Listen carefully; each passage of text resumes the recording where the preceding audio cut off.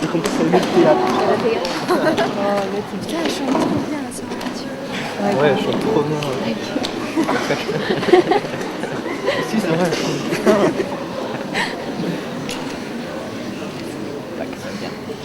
Minshir, Sanromin am Valach. Istaliam, aviador don Vonek, an Savateng, an Sanarba. Hagas Istaliam, aviakosak, Fask, Erknach, Hagas Sanars, Hagas Agrianach, Kolarish, Jaroska. Havias Möjere, Gumbi, Agriana.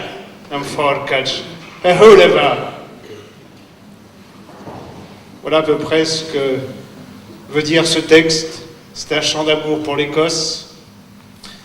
Merci d'être venus tous ce soir, nombreux au Keighley, afin d'assister à cette représentation. C'est un immense plaisir pour moi d'être ici ce soir. Moi qui de l'Écosse. Mes ancêtres sont originaires de l'île Harris, dans les Hébrides. C'est pour cela que tu portes le tartan des MacLeod of Harris. L'île de Harris est, comme vous le savez tous, une île située à l'ouest de l'Écosse. C'est dans cette région qu'on parle le Keighley. Et en gaélique, le Keighley, cela veut dire rencontre. Et ce soir, nous avons l'immense plaisir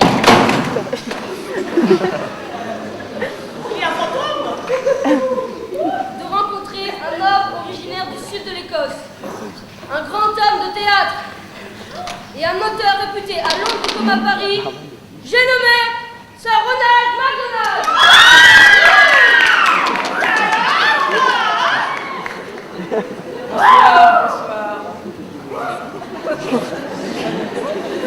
Bonsoir, merci.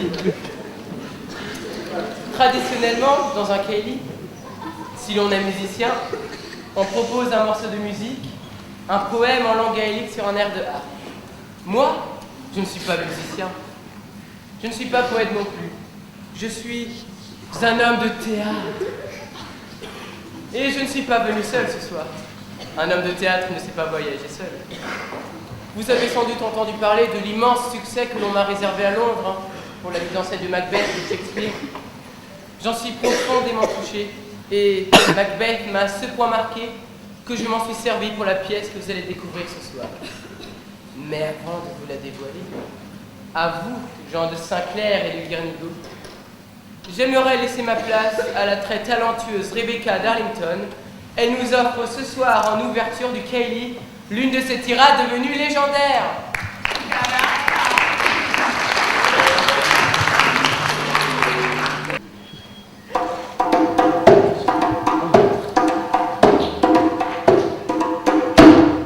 Venez à mes seins de femme, prendre mon lait changeant en fiel, vous, ministre du meurtre, que mon couteau aigu ne voit pas la blessure qu'il va faire.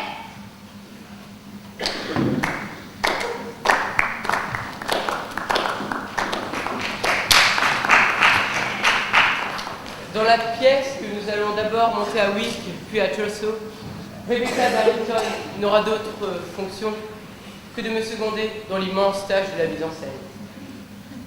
J'occuperai pour ma part le rôle du Master of Caithness, George Sinclair. L'acuité du regard de Miss Darlington me sera des plus précieuses pour y diriger les acteurs. Mais place à la pièce. Pour continuer le Keighley, quoi de mieux que cette légende locale dont je me suis inspiré pour la pièce que vous allez découvrir ce soir. Par la magie du théâtre, je vous invite à vous transporter à seulement 3 miles du centre-ville, à l'est de la pointe de Notts Head, au nord des îles Orcades, à Guernigo Castle et à Kirkgate Tower.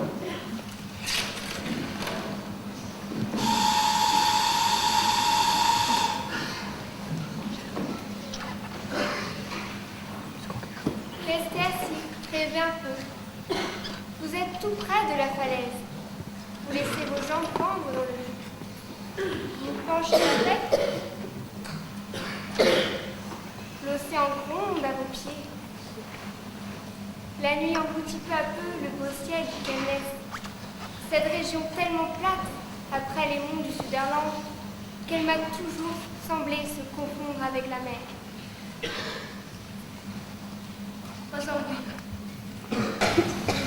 C'est encore plus beau la baie de Saint-Clair.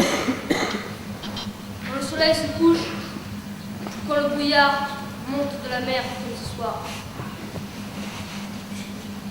Les derniers oiseaux de mer crient dans les grottes. La magie du lieu ensorcelle le huis clos. Et les silhouettes des deux vieux châteaux se dressent au-dessus des falaises.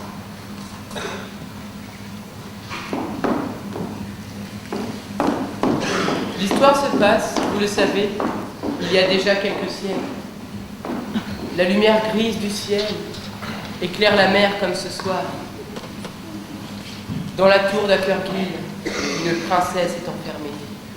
Et dans le cachot de Guernigo, l'homme qu'elle aime est emprisonné.